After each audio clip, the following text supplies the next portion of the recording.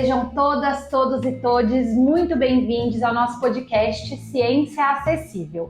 Esse podcast é uma iniciativa da nossa área de comunicação do Centro de Pesquisa Clínica do HCFM USP e esse podcast ele busca trazer temas, aprofundar temas que atravessam o cotidiano da pesquisa clínica e assim a gente faz por meio de um bate-papo com os nossos convidados e convidadas. A nossa convidada de hoje tem formação em Ciências Sociais pela PUC do Rio Grande do Sul.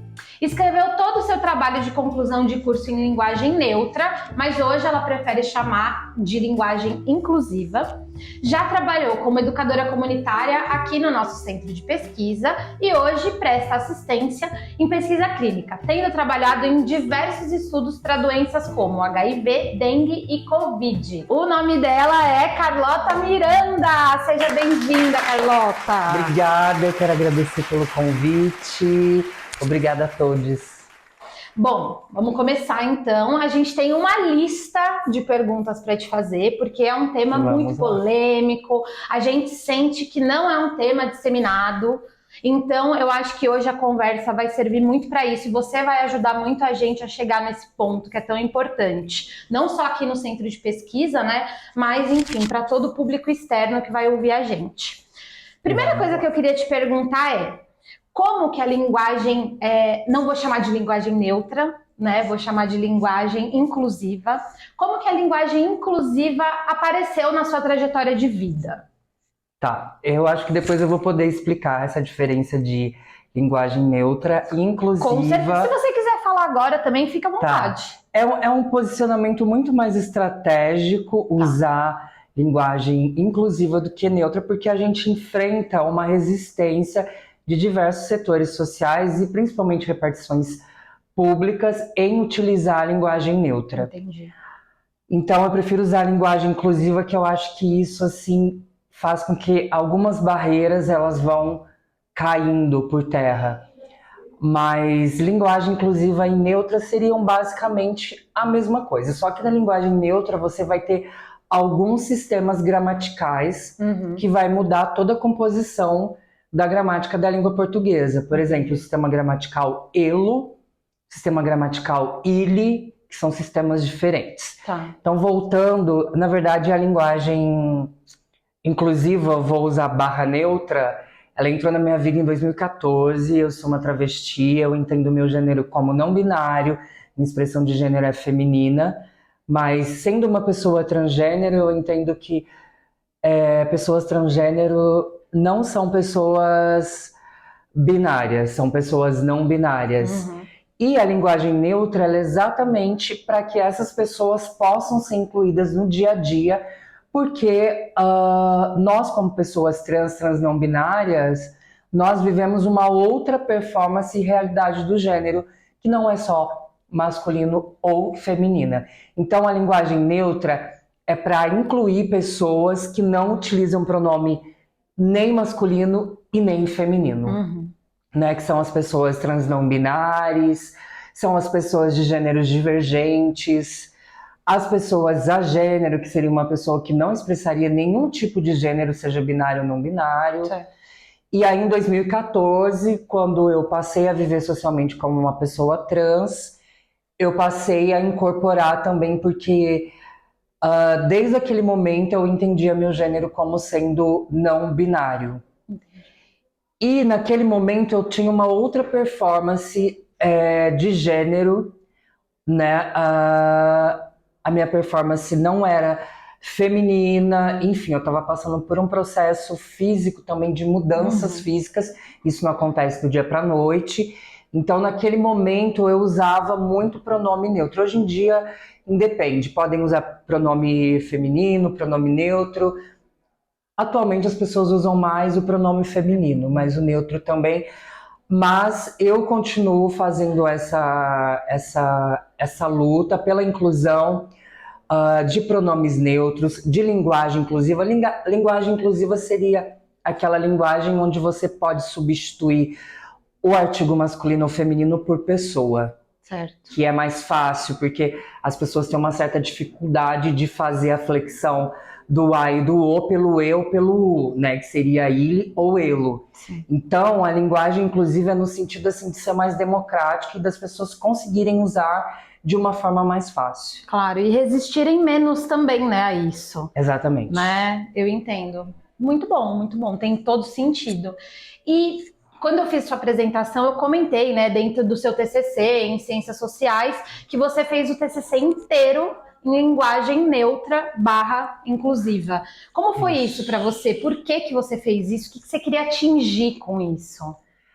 Primeiro que eu acho que uma estrutura muito forte assim na nossa sociedade, tanto brasileira como assim de uma maneira mais geral, é o patriarcado, né, que faz com que assim a linguagem se torne totalmente masculina, né? Então, por exemplo, se você tem 100 mulheres numa sala e tem um homem, a apresentação vai ser, por exemplo, boa tarde a todos.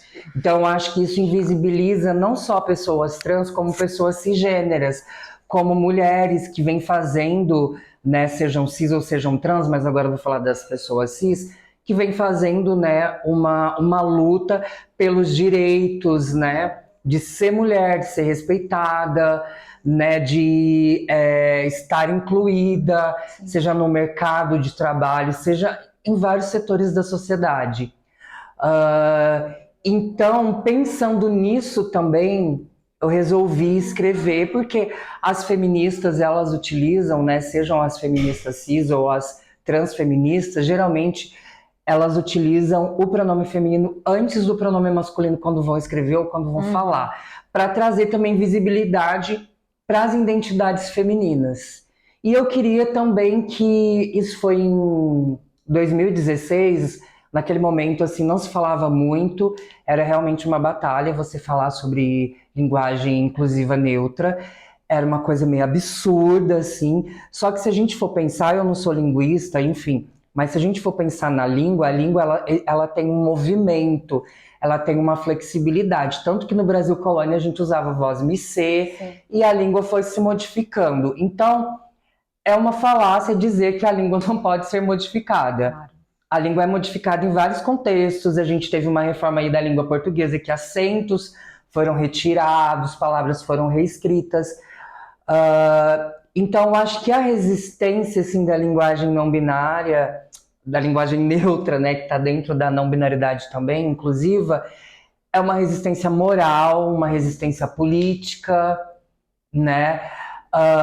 Mas em si, a língua ela já passou por várias mudanças e eu queria trazer isso para o meu trabalho de conclusão de curso, que na verdade era um trabalho que tinha esse tema para além do binário, nem homem nem mulher.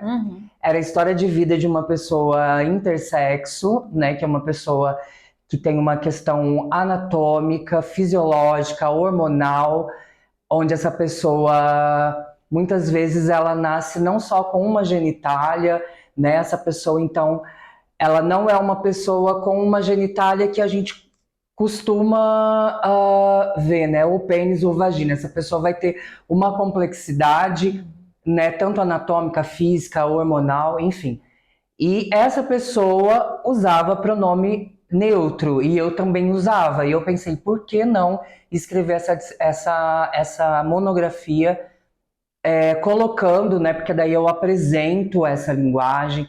O sistema gramatical que eu usei naquela época era o elo, né? Que você faz essa mudança de ele ou ela para elo, dele ou dela para delo, né?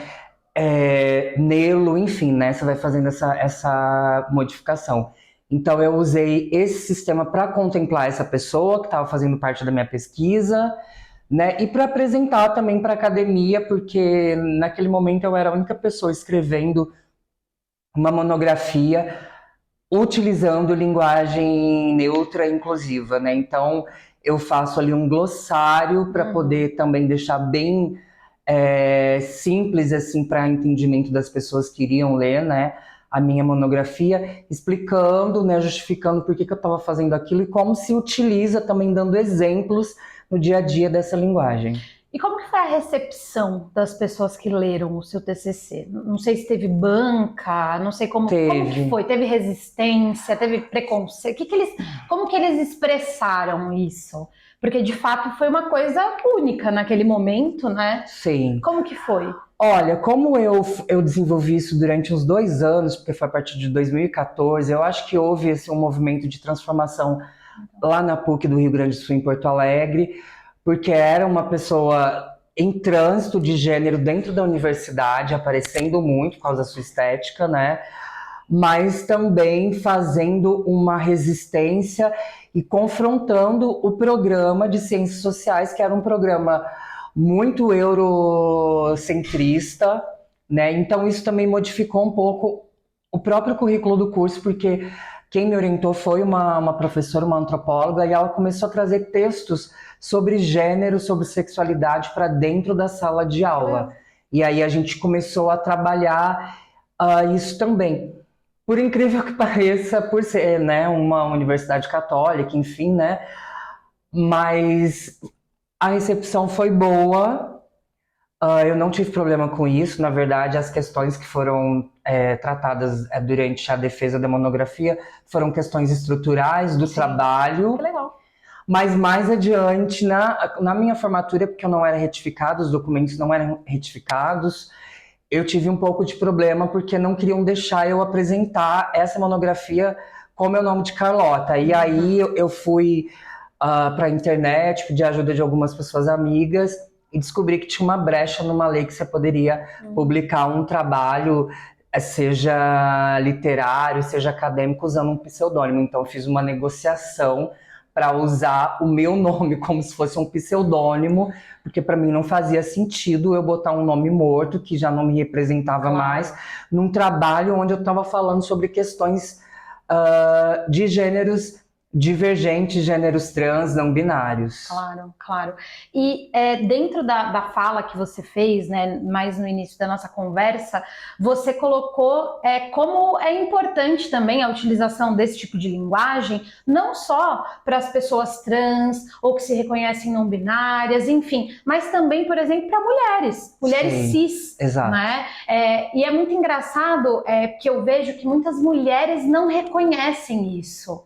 E como que é? Porque isso é outro tipo de resistência, né? Porque às vezes são pessoas que estão dentro de uma camada militante, né? Mas que não adentram essa discussão. E isso é complicado, né? É mais um nível de resistência que vocês acabam encontrando também, que estão nessa luta, né? E como que é lidar com isso? Olha, eu sempre falo que, na verdade, a inclusão de linguagem neutra e inclusiva, ela vai beneficiar muito as mulheres cis, principalmente, né? Porque a gente vive num país estruturalmente machista e patriarcal, onde a linguagem é totalmente masculinista, e nesse contexto, todo feminino, seja cis ou seja trans, é excluído, existe uma exclusão muito grande, e a linguagem, ela pode ser abstrata, mas a linguagem tem uma função social. E essa função, muitas vezes, é de fazer com que permaneça uma estrutura e ela não seja desconstruída. E eu acho que muitas mulheres cis, assim, elas não compreendem muito o que a linguagem neutra e inclusiva poderia fazer por elas, visibilizá-las, porque talvez falta um pouco de consciência feminista, né, desse movimento, né, desde lá da primeira onda na Europa, no início do século passado, né, onde as mulheres passam a ter protagonismo sobre os seus corpos, sobre o que elas vão fazer, onde elas começam a sair daquele ambiente doméstico para ocupar o espaço público, porque essa é a grande questão da estrutura. O masculino, por si só, naturalmente, ele pode ocupar esse espaço público. O feminino não, ele precisa lutar por isso. E na ocupação desse espaço público, o feminino vai perdendo também quando a voz não tem o mesmo valor, quando você é invisibilizada diante de um contexto muito patriarcal e muito machista. Então é por isso só, quando eu estou num ambiente e eu vejo um grupo de mulheres e tem um único homem e uma pessoa se dirigindo a esse grupo como todos, isso me incomoda um pouco. Claro.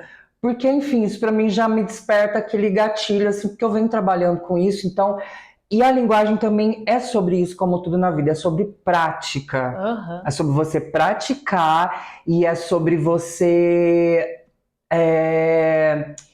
introduzir aquilo no seu dia a dia, né? Nada é fácil. É como se você estivesse aprendendo um outro idioma, só que com mais facilidade, porque está dentro da sua língua, uma gramática que você já conhece, que é a sua língua materna, né? Sim. Então, eu acho que nesse sentido, nós, pessoas trans não binárias que utilizamos a linguagem neutra inclusiva, a gente acaba contribuindo para que outras representações de gênero, né, no caso, mulheres cis, estejam incluídas nessa luta também. Porque é sobre inclusão, né, que a gente está falando, Claro. especialmente. Mas eu repeti isso porque eu realmente achei maravilhoso a forma que você colocou, porque é isso, é pra gente alcançar mais pessoas, de fato, para as pessoas entenderem, né, o que isso tudo significa, e que não é uma coisa de um grupo. Exato. Não, isso é uma coisa de uma comunidade, né, que deve se abrir a cabeça e pensar, né, e refletir sobre. Mas, enfim, dentro disso, né, dessas resistências, dessas informações que a gente tem colocado aqui, você pensa em estratégias para driblar essa resistência, esse povo que não quer ouvir, que não quer pensar, que acha que isso é uma bobagem? Você já, sei lá, pescou esse tipo de informação, assim? Olha, eu acho que assim, ó, uma das estratégias é você tornar isso fácil, né? Acessível e falar sobre isso sempre que você puder, né? Hoje em dia a internet, assim, ó, se você fizer uma pesquisa sobre linguagem neutra, como utilizar, você vai encontrar isso em diversos meios de comunicação. Assim, ó, em sites como o UOL, G1, sabe, Portal da Educação, enfim, isso está difundido de uma certa forma, né? Apesar da resistência que encontra em alguns setores. Eu procuro fazer isso. E aqui no centro de pesquisa, né, vai fazer 4 anos que eu trabalho aqui, eu acredito que eu tenha trazido essa questão da linguagem, inclusive neutra, para o centro, na escrita do dia a dia, porque foi algo que eu sempre pautei aqui, que eu sempre lutei, que era importante.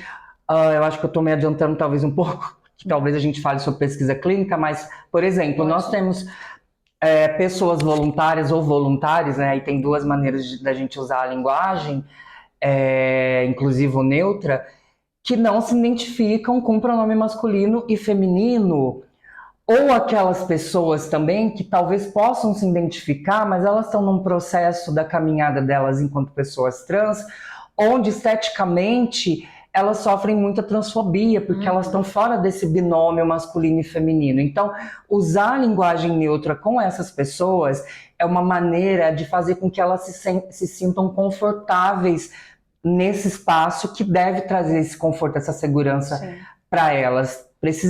A pesquisa clínica precisa ser um espaço inclusivo para as pessoas trans e não binárias, já que essas pessoas são pessoas que contribuem para os estudos clínicos que são voltados para essa população. Então, desde o início que eu estou aqui, desde 2020, início de 2020, quando eu trabalhava com educação comunitária enquanto educadora comunitária, eu falava sobre isso. E a minha felicidade foi ver os setores incorporando. Então, voltando à pergunta anterior, é sobre incorporar algo que é importante para você, mas que é importante assim de uma maneira mais ampla também. Porque o mundo, ele está sempre vivendo um movimento de transformação e de quebra de paradigma. Então, não cabe mais a gente simplesmente tratar as pessoas só como ele, no coletivo, assim, sabe? Porque a gente vive um mundo muito diverso, onde hoje nós do feminino, nós temos uma voz que antes a gente não tinha. A gente tem um espaço, ainda precisamos de ter mais voz, né, no social e mais espaço no social, mas isso tem avançado, assim, e a linguagem é nesse sentido também, né? Sim. De você avançar, assim, e poder alcançar essas pessoas também. Sim. Não, perfeito. E muita da dificuldade, né, e do aceite das pessoas utilizarem a linguagem vem da... Bom, eu não sei se é uma desculpa, mas em partes eu acho que é uma desculpa da geração, né? Sim. Ai, a minha geração não tinha esse negócio. Então, ai, não consigo, pra mim não faz sentido. Então, assim, você acha que tem uma maneira de facilitar isso? Porque, de fato, eu consigo entender, né, o aponte disso, de ser geracional, né? Existem questões. Mas, ao mesmo tempo, é o que você disse, o mundo, ele tá em constante volta. Ele nunca tá parado, né? Tanto que a gente não tem, né? A gente tem muitas semelhanças, infelizmente, com os anos 50, mas, ao mesmo tempo, não tantas, né? Sim. Então, dentro disso, você acha que tem alguma maneira de facilitar o aprendizado dessas pessoas que acusam isso? Olha, eu penso assim, eu sou dos anos 80, né, e eu também venho, eu acho que eu sou a última geração, assim, do mundo onde as coisas estavam um pouco dadas, assim, sabe, onde tinha um projeto de vida que você crescia, você se casava, você estudava, você comprava uma casa. Na contemporaneidade, a gente não tem mais isso. Tanto que as novas gerações, elas estão muito mais abertas para as mudanças desse tipo, mudanças relacionadas a gênero, à linguagem, à sexualidade, do que a minha própria geração. A minha geração cresceu muito reprimida, né? Pós-Guerra Fria, pós-movimento da liberação sexual anos 70, né? E no contexto do Brasil, eu cresci dentro de um contexto de ditadura militar. Então a gente não conseguia falar, a gente não conseguia se expressar, a gente pagava um preço muito alto por isso. Com o avanço da tecnologia, né, da internet, dos meios de comunicação, eu vejo que essas novas gerações já vieram com uma bagagem diferente. Então, assim, ó, é difícil realmente, né, algumas gerações se modificarem completamente, né? Que eu acho que à medida que a gente vai amadurecendo, ou você tem uma tendência de você ficar uma pessoa mais aberta, ou de você achar que o conhecimento já está assim, ó, dado, finalizado, e você não precisa aprender mais nada, né? Então, o que eu faço na minha vida, assim, é sempre estar em contato e falar sobre isso, né? Eu acho que a mídia tem um papel muito importante, assim, os meios de comunicação, de fazer a difusão disso, e de uma certa forma tem feito. Claro, aí vai depender de onde que a gente está falando, de que pessoa a gente está falando, a gente teria que fazer um recorte aí, né, de classe, Claro. de território, de região, enfim, né? Então é importante, por exemplo, uma pessoa que assiste TV aberta e que a novela, por exemplo, traz formação de opinião para ela. É muito importante quando essa novela ou programa dessa TV aberta, se essa pessoa só tem acesso a isso, fale sobre isso. É uma forma de fazer a pessoa pensar, mas também, enfim, vai depender muito, como por exemplo, tem pessoas de 70, 80 anos que tá tudo bem para elas incorporar essa linguagem. Sim. Mas tem pessoas que não, eu já ouvi na rua, tipo, o mundo tá um grande mimimi, mas é por causa desse mimimi que a gente tá tomando consciência, né, de que o feminino é sujeito de ação também, né, o feminino também tem que estar nos lugares de destaque no mercado de trabalho, no meio social, né? É através desse mimimi que a gente, né, fala hoje sobre abuso de diversas formas, assédio, bullying, né? E antes, enfim, a minha geração, quando eu estava lá nos anos 80, ninguém falava sobre isso, né? Você não podia falar. Então hoje eu acho que o mimimi é muito mais positivo do que negativo nesse sentido. Com certeza. Não, com certeza. E quais são os principais erros assim que você enxerga? Mas assim, erros não no sentido de apontar, né? Ninguém. Mas quais são os principais erros que você enxerga quando as pessoas tentam utilizar e colocar em prática esse tipo de linguagem? Assim, o que as pessoas mais pecam, sabe? Que você fala, puxa vida, tentou, amiga, mas não bateu bem, não era bem isso. Eu acho que é brincar com a linguagem. Isso não é legal, porque daí você tá colocando a linguagem num lugar assim, como se ela não fosse legítima. Né? Como se ela não fosse legítima e passível de uso no dia a dia. Por exemplo, falar, ai, obrigado, e a pessoa responder de nada. Isso não faz sentido. Porque tem palavras que você não faz flexão. Porque essas palavras não têm gênero. Você nunca vai dizer de nado, ou você vai dizer inteligento. A pessoa é inteligente. Então, essa palavra, por si só, ela já é uma palavra neutra. Sim. Que você não precisa de pronome. Você pode dizer a pessoa é inteligente, ou ela é inteligente, ele é inteligente, mas você não faz flexão. Então, tem coisas que você não precisa fazer flexão. E existe muita brincadeira, mas ao mesmo tempo essa brincadeira pode ser positiva também, porque pode despertar, né, uma vontade da pessoa querer conhecer mais sobre a linguagem. Então eu vejo às vezes assim, muitas brincadeiras em relação a isso, sabe? E muitas críticas também, né? Como se essa linguagem infantilizasse. Como se infantilizasse, tipo, ou como se não fosse possível. E a gente vê assim nos contextos assim mais internacionais que a língua ela é muito fluida. Por exemplo, você vai aprender um novo idioma. Você vai aprender esse idioma de maneira formal. Só que quando você vai visitar o país que fala esse idioma, você vai ver que as pessoas nativas, onde esse idioma é a língua materna, elas vão modificar essa fala e vão fazer de uma outra forma. Ou vão reduzir uma palavra, ou vai ter aquelas expressões idiomáticas que você não conhecia. Então a língua ela está se movimentando o tempo todo. E assim como Libras é a linguagem brasileira de sinais e foi reconhecida como uma linguagem onde você, né, no caso, vai falar com pessoas falantes e isso é reconhecido como linguagem, eu acredito que no futuro, apesar da resistência que existe, a gente sabe que tem estados que você não pode redigir documento nenhum, você não pode falar em sala de aula, tem cidades que têm legislações, enfim, a gente tem essa briga aí, né, territorial também, né, onde você não pode usar a linguagem, mas eu acho que, por exemplo, na França já foi colocado num dicionário termos pronomes neutros.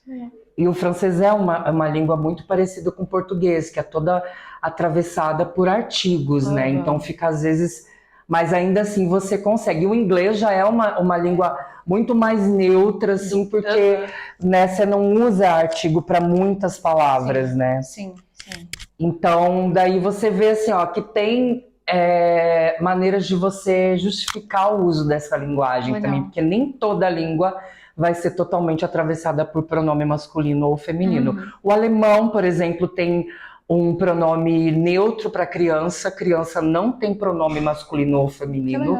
No alemão, o pronome é neutro, né? Então, você vai vendo assim, que a questão do neutro, ela também vai depender do contexto, de onde você está falando, né? Legal. E eu queria fazer uma última pergunta, que eu já te fiz falar muito, eu aproveito eu que é amo! Eu queria que você falasse um pouco sobre o uso do X e do arroba nessas questões dessa linguagem. Se você puder falar rapidinho, tá bom. por favor. Tá, com certeza. Então, o X e o arroba se tornou polêmico, porque... E isso é interessante também, eu acho, falar. A linguagem, o objetivo dessa linguagem é se expandir, se ampliar cada vez mais. A própria linguagem se desconstruir, né? E abarcar um número de pessoas, assim, que elas se sintam parte disso, que elas se sintam representadas através da linguagem. E o X e o arroba, eles começaram a apresentar alguns problemas para pessoas disléxicas e pessoas com deficiência visual que utiliza algum programa para decodificar o que está sendo escrito em áudio para essa pessoa. Entendi. Então, assim, tanto o X como o arroba, para uma pessoa disléxica ler isso vai atrapalhar totalmente o entendimento dela. Já se ela lê queride, já não vai atrapalhar. Claro. E para esses programas, né, que pessoas, nem todas as pessoas deficientes visuais têm acesso a esses programas, mas quem tem acesso e que não lê braille, que é uma questão, né, não é meu lugar de fala, mas é uma questão bem complicada você aprender braille, e pessoas que não leem e querem, né, ter acesso às coisas, então o X e o A era um grande problema, porque você não conseguia decodificar essa palavra. Perfeito. Né? Então aí a gente começou a pensar em outras estratégias de como tornar essa linguagem ainda mais inclusiva e mais acessível. Claro, perfeito. Carlota, eu não tenho como agradecer Eu que agradeço pela tudo oportunidade. que você falou aqui pra gente. Foi de extrema importância e eu tenho certeza que isso vai atingir muitas pessoas. Muitas, muitas. Eu Assim espero. como nos atingiu aqui hoje. Obrigada. Muitíssimo Obrigada a todos. obrigada. Obrigada. Obrigada.